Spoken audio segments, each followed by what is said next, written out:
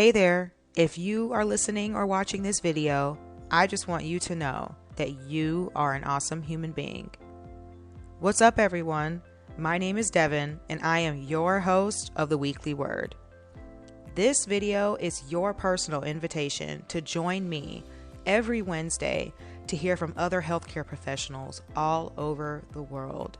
We'll be discussing healthcare hot topics, education, resources, advice, and honestly, just great conversation learning about people's journeys into their professions. I cannot wait to see you guys there. As always, stay tuned and stay safe. Our special guest this week is Victoria. She's a CST candidate currently in New Mexico with a special interest in orthopedics. We'll be discussing some great topics, such as the impact of pharmacology as a surgical technologist and the importance of workplace morale. Let's jump right in.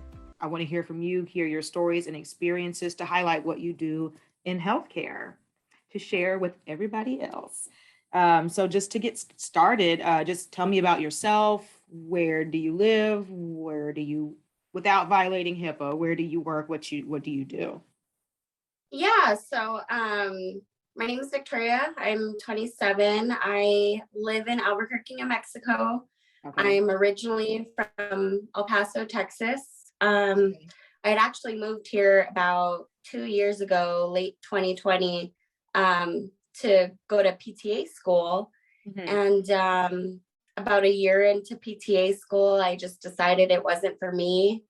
Okay. I really wasn't happy with it. So at that time, I was already working as a rehab tech at a hospital in Rio Rancho, New Mexico. And working in physical therapy, you get to know a lot of the ortho docs and the ortho PAs. And I got to go see a total hip arthroplasty, and I just fell in love with it. And it was kind of cool that you don't have to be a surgeon to be in surgery.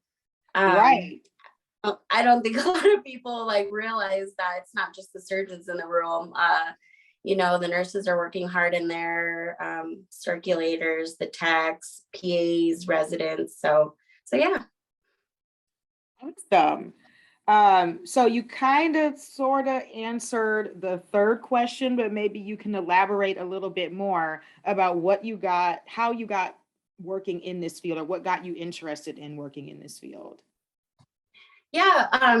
So, like I said, originally I had came to New Mexico to be a physical therapist assistant. So I had already been a rehab tech for a couple years, was familiar with healthcare, but just when I was deciding what else I could do that was still in healthcare, that wasn't physical therapy, I talked to one of my friends, Mikey, who's an ortho PA. Shout out to Mikey, wherever you are. Yeah. So he was actually a scrub tech, I think, for 7 years in the military, and the military paid for him to go to school to be a PA. And he said he loved scrubbing. And so that was kind of like my introduction into the OR. I had never heard of that specific job. And as soon as I talked to the tech that I was shadowing, I really liked it. It was only a 2-year program. So that's kind of how I got into surgical technology. And now I am 1 semester away from graduating with my associates in surgical technology. Yeah. Yes. I remember you telling me that just a couple of days ago that you're graduating here soon. That's awesome. Yeah. So I'm 2 weeks left into my first clinical, and I'm loving it. Awesome. Where do you get to scrub into just anything, or is there a schedule? Yeah, so typically for my school, we go to class on Tuesdays. It's more like a lecture. Mm-hmm. And then Wednesday, Thursday, Friday, we have clinical from 6 a.m. to 3:30. Mm-hmm. And we have case requirements that we have to meet to graduate. Okay. But you're kind of at your leisure to pick what you want to do that day, what's available. So, for example, a lot of people start off with general surgery. You have to do at least 30 cases in general surgery. So I started off with that, knocked that out, and then started moving on to specialties. So I've been working mainly in ortho, eyes, and urology. Sorry, I'm just writing some of these highlights down. I'm learning so much, so this is like really, really cool. I had no idea the case requirements. So 30 for general surgery, and then you can specialize. Yeah, so that's correct. So in total, you have to, at least for according to AST, the American Association for Surgical Techs, you have to do 120 cases. So 30 in general surgery and then 90 in specialties. So you have to, I believe it's at least do 4 different specialties, 15 surgeries each. And then after that, you can kind of just do a mixture of whatever's left. What's been your favorite so far? I really like the orthopedic rooms. Those are pretty intense. They're super quick. I've seen, surgeons do like total hip replacements in an hour, and others take, 2-3 hours. So it's definitely like really fast paced. And it's kind of hard to get into those rooms just because they don't really like to allow students in there, especially during their first clinical rotation. Just because of infection and things like that. So when I do get the chance to go in there and surgeons are actually willing to walk me through what they're doing and let me know their rationale behind everything, that's pretty cool. That's awesome. What would you say was the longest procedure you've had to scrub in for? Oh, I've been truly lucky when it comes to long procedures. I haven't had too many. It was probably a total hip that did take about 3 hours. But the room I was in had me, a student, had a medical student, had so it was like a really big teaching opportunity for everybody. So that's probably why it went so slow. But I've had classmates that have been in rooms for 6-7 hours, like in neuro spine cases. So I haven't been that lucky yet, but yeah. How do you stay warm? I've been in the OR before, but I'm like freezing. I'm like, I gotta get out of here. It's funny because like you think it's gonna be cold, but once you start moving and you've got your gown on and you're grabbing 100 things and you're, passing things to surgeons, you're retracting for, an hour. It gets kind of warm in there. So usually I see the circulators come in and they get like a warmed blanket and just kind of wrap themselves in that. But as far as you're moving, so you're like, I'm not even cold. Yeah, you don't feel it. You sweat. So maybe I wasn't doing enough. Yeah. I was like, I watched a cabbage. And I was I'm like, I want to look, but I'm so Oh yeah. And typically like at least for adult cases, the rooms are pretty cold. And then once you get to like pediatrics, they have to keep the temperature warmer. So those rooms get pretty hot. Okay. You would think I would know that. I did not know that they changed the room. I guess that makes sense that they changed the room temperature for pediatric patients. Okay. Is it like under a certain age, or is it just like anybody under 18, they do that? No, not, I think it would probably go more by like, maybe like closer to like infants, maybe like 6, 7, 8. Just because they won't retain as much heat, they'll start losing heat faster than like an average adult would. So yeah, they'll keep the rooms a bit warmer for them. That makes sense. Okay, so I know that you mentioned 2-year program, and you mentioned about like the hour requirement for the certain types of cases. Can you elaborate a little bit more if there's more detail about like your educational journey or like the educational track to become a certified surgical technician? Yeah. So since I was already in a PTA program, I already had a lot of kind of like the general requirements for that program. So it's kind of like your basics, your math, science, anatomy, like biomedical ethics.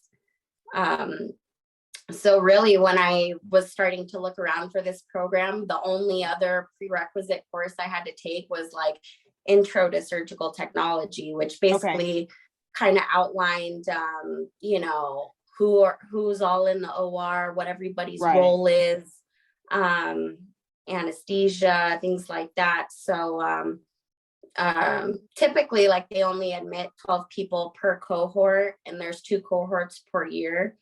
So Wow. luckily I was on a wait list class for the intro to surgical technology class, and I got lucky and somebody dropped, and I was able to just scoot right in and start last summer.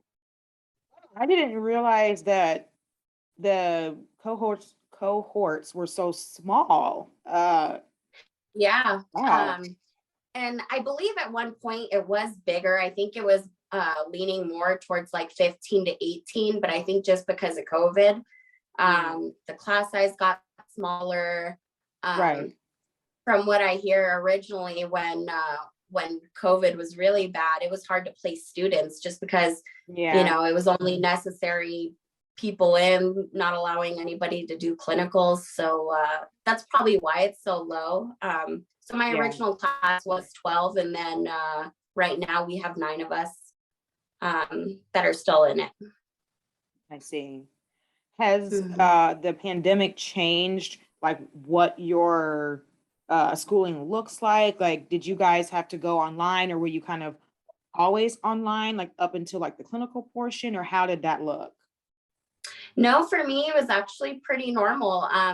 My first semester in this program, Mm. we were in class 4 days a week, which was typical. Mhm. Um, so I was lucky that I never had to take online classes. But from what I hear, like previous cohorts that were right smack in the middle of like their clinical rotations, they all had Yeah. to go virtual. So to learn instruments and to Yeah. get a feel for setting up the OR and stuff, it's really not something I feel like you can learn online. Like, you just have to be there to understand like the importance of Yeah. sterility and things like that. Yeah, I could really imagine it would be hard to like virtually like simulate equipment and tools Yeah. and like what they look like, especially like when I look at some of them, like those all look the same. they, Oh, they yeah. look the I same. remember I remember my first semester, they posted pictures of instruments online for us, and it was all like black, white, gray pictures, fuzzy. You can't differentiate anything. So it Right. was a bit difficult. It was a lot of time in lab, taking pictures of instruments and printing them, putting them on note cards, and yeah, we all did pretty good. But yeah, it's definitely not something I would probably ever recommend taking online. I have seen like other students post that there are online programs, Okay. and I mean, if it works for some people, that's good. But I couldn't imagine how difficult that is for students to learn. I could too. So I'm glad that, whatever works for, everyone's circumstance that they have both, but I could definitely see how being in person and would be helpful for that for Oh sure. yeah.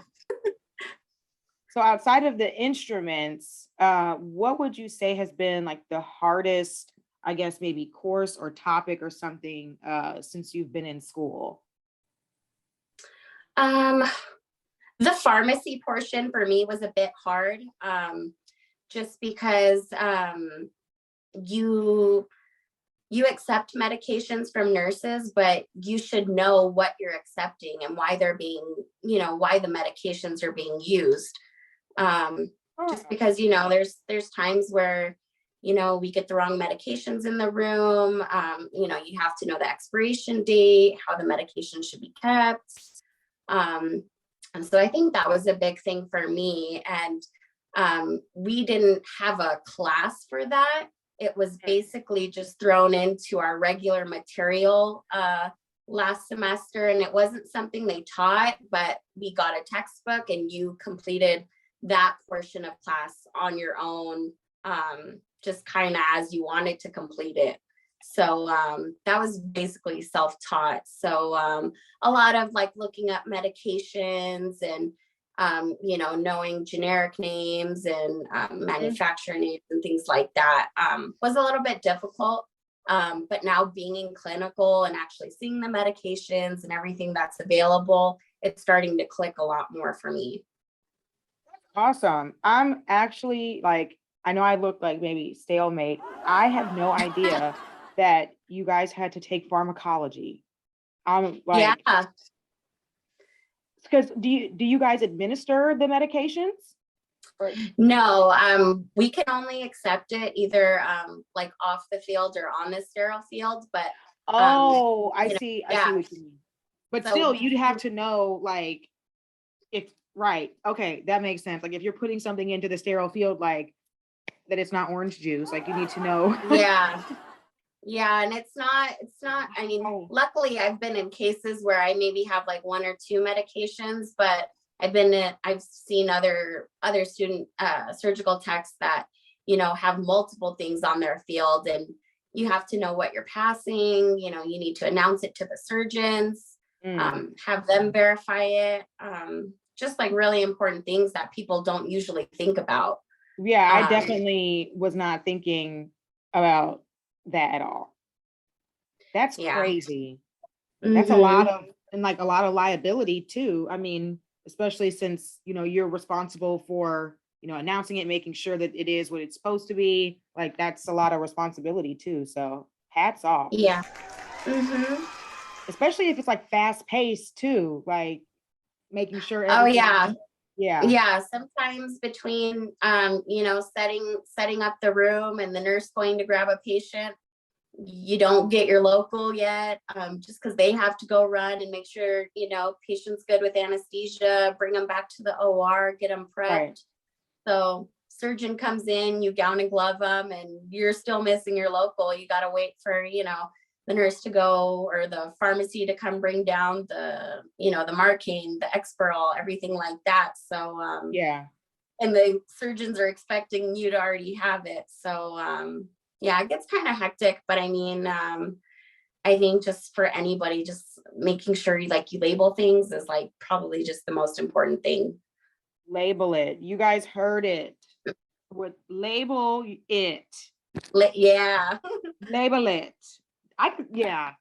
Do you have like special labels too, or you just kind of like make your own, like with stickers or whatever? Yeah. So like sometimes in our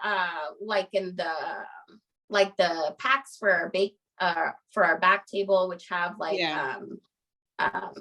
all of our supplies in it, basically. Sometimes there's pre-printed labels. Sometimes they just put plain blank labels and you fill it out on your own.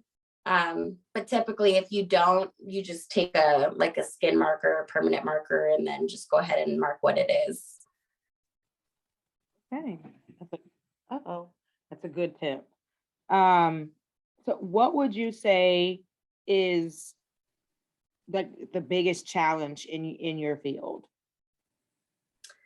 I think from what I've seen at my clinical site, and probably just in healthcare overall, is just like employee morale and, people just being overworked. There's such a shortage of every possible job in the hospitals, and there's just not enough people to do it. And I mean, it's hard for employees to feel important and appreciated, when you're constantly being asked to do more, and you're not compensated fairly, you're not treated with respect.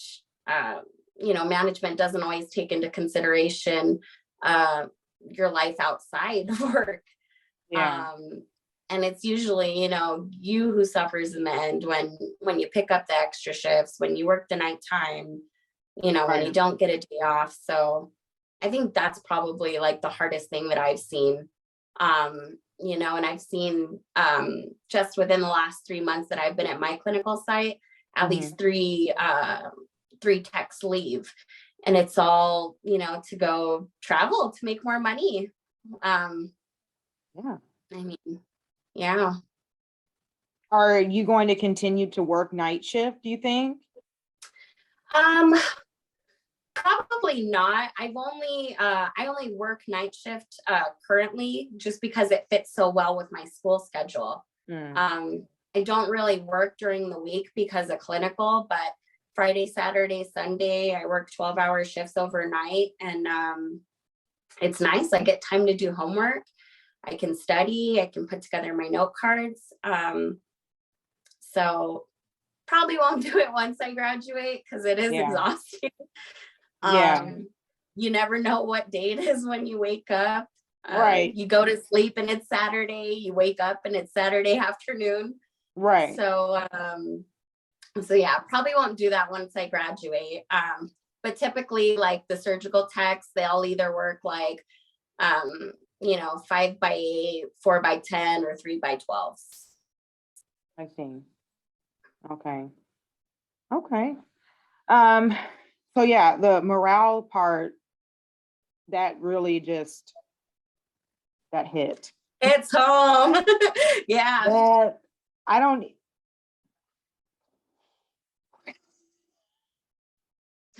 I mean, it's rough out there. It's so multifaceted, and it's like, I would ask you, in your opinion, like, what do you think could be done to improve morale? Yeah, Yeah.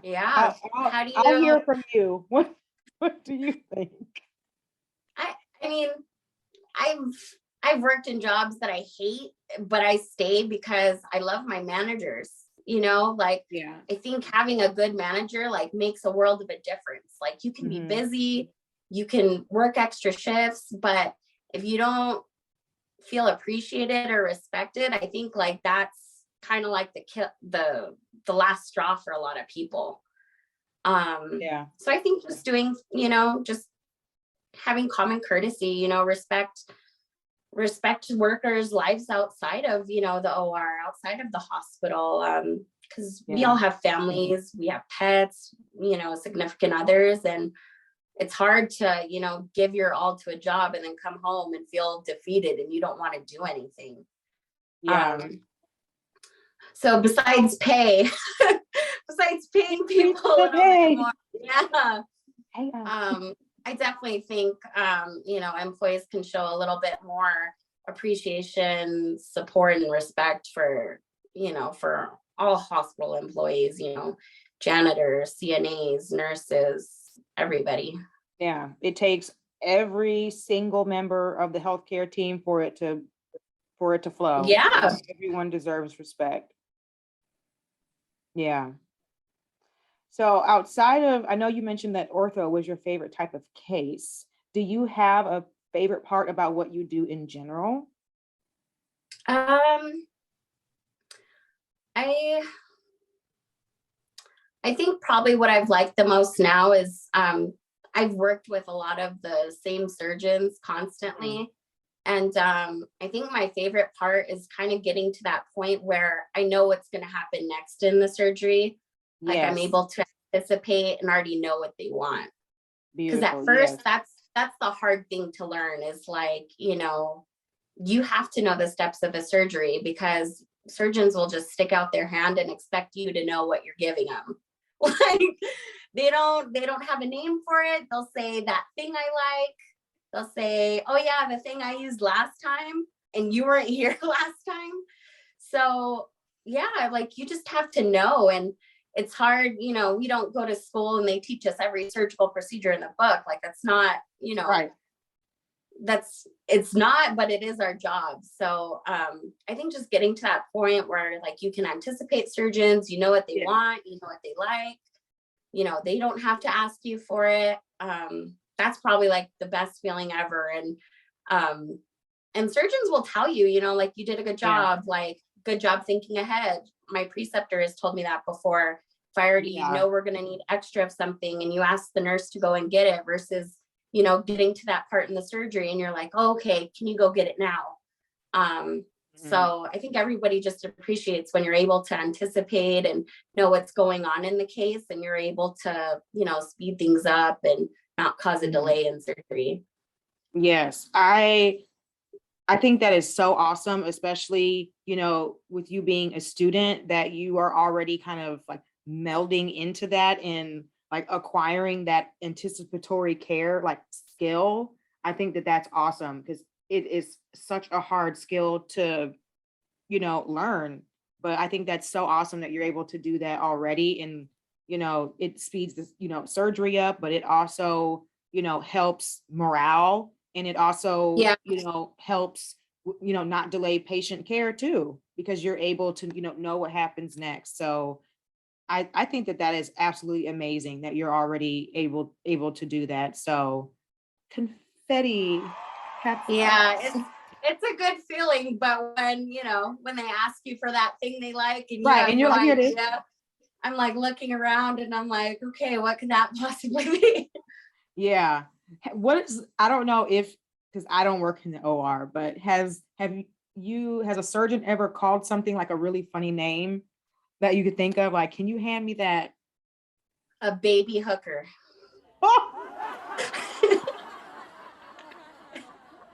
A baby What is hooker. that?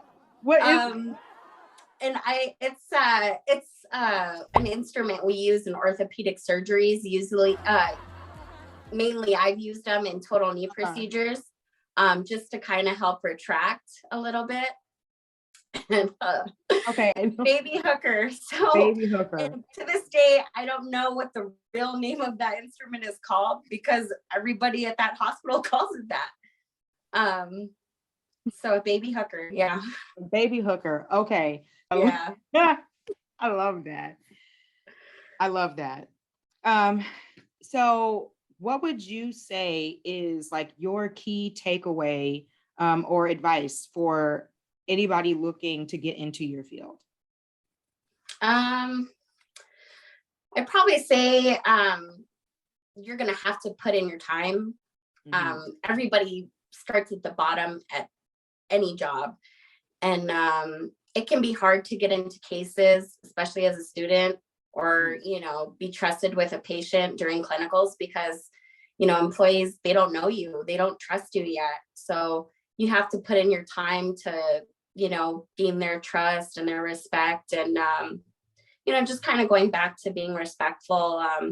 You can't, it's not just the surgeons that, you have to kiss their butts. You need to be respectful to your nurses. The nurses are the ones running around in surgery, grabbing whatever you guys forgot to grab or you don't have.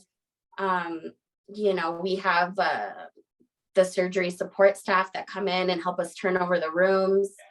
They're not there to just pick up all your trash off the floor. Like, you just have to be respectful of them too. So those would probably be like my two biggest takeaways for not just people going into like surgical technology, but just healthcare in general. Yeah. Respect, teamwork. Yeah. Yes, for sure. I love that. Is there anything else that you can think of that you would want like our audience, your followers, my followers to know, like any resources, anything that you can think of? I mean, to be honest with you, like I started my page just to like share what I know. And school is so different from when you're actually at a hospital working. There's just no comparison. There's, what the book shows you and what you do in person. And so I feel like it's just important to, don't ever think that you know everything, because somebody's always going to know more than you. Somebody's going to be able to do something better than you, quicker than you. So I think just being like open to learning and, being able to share what you know too, it helps a lot of people. I've talked to a lot of other student techs and people that have, been working in the field for 15, 16 years. And it's amazing, like how much you can like share and affect somebody's day. And, you can kind of take what you want from everybody and kind of run with it and make it your own. Yeah. Well, we will definitely be tagging you all up for people to go and follow you to get the inside scoop to what you do. Yeah. I'm so happy that you are willing to share, what it is that you do and just, help others. That's a beautiful thing. And it's not, always easy to do, but it definitely helps so many other people. So that's so awesome, that you started your page to do that. So everybody go follow. Okay. Okay. So the last part, I don't know if you got a chance to read about the patient experience exercise. Have you gotten a chance to wear your caps at all? I have. My purple one is my absolute favorite. The purple ombre, I just love like the sparkles of gold in it. Yes. My patients are always asleep by the time they come. Like by the time I get to actually pay attention to the patient, because I'm setting up the room, Anesthesia already gave them their spicy margarita and they're out. Oh, so, that's what it's called. Yeah. Spicy margarita. Okay. Yeah. So, but I mean, my coworkers and my classmates have all seen your page and seen the caps, and they're so cute. My mom, she sees your page and she loves all the flowers. Like, Mom, I can't wear flowers year long. Yes. Well, I'm so happy to hear that feedback and that, you love it. That's, outside of, if someone says something about it or not, I put so much, love and joy into making these items to, help encourage the people that are wearing them. You have a uniform that you wear to the OR. It's like one color, whatever, something to spice it up, just to help bring some positivity and some brightness and some light. And so I'm happy to hear that you love it and that you're having, an experience like that. So I'm definitely appreciative. And in the OR, everybody wears the incident scrubs, the ugly blue, unisex scrubs, and your scrub cap is how you show your personality. Like that's it. It tells you a lot about people. There's people that don't care and just wear the blue hairnet from the hospital, and other people that just have these crazy, bright colors that just, make a room light up. And yes. And I bet that you do that on your own with your personality. So it's super bright in there. Well, thank you, Devin. Well, thank you so much. Do you have anything else that you'd like to talk about or anything else that you'd like to add before we wrap things up? I did want to share, actually, I attended the New Mexico Association of Surgical Technology Spring Conference. Okay. 2 weeks ago, and I got to hear a speaker. Her name's SONIA SLOAN. She's an orthopedic surgeon. And she is absolutely amazing. But she has a book out right now called Rules of Medicine. And I think it's just like a great book for anybody that's kind of going into healthcare, thinking about it. And it just talks about, kind of like almost tips and tricks, what you can do to get through, working in the hospital or being in school. So yeah. This conference that you went to, are you a part of like an organization, or like, how did you hear about it? So I learned about it through school. I originally went to volunteer. But once I graduate, since we usually get like a membership into that association. So they have usually like 2 conferences a year.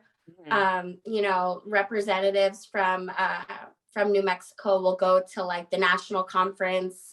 This year it's like in New Orleans. So it's really nice. I mean, they the people that run it are awesome. They find great speakers to come. Sonia SLOAN.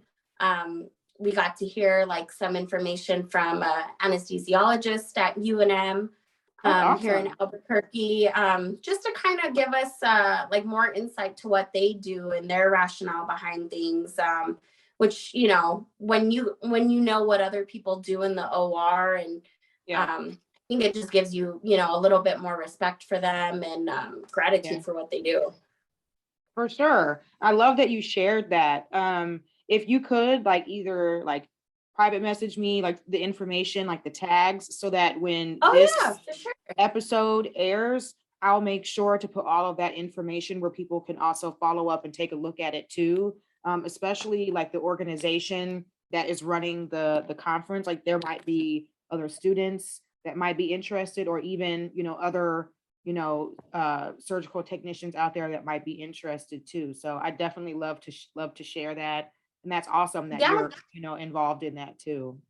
Yeah, definitely. And a lot of them, I don't know exactly the requirement, but for, you have to get CEUs every year. So a lot of those conferences do offer, CEUs with it. So do you know how many off the top of your head? I don't, but I know I know the conference that we just had, for people to attend, it was $20, but you get 6 or 7 CEUs versus, paying for it somewhere else. That's a lot more money.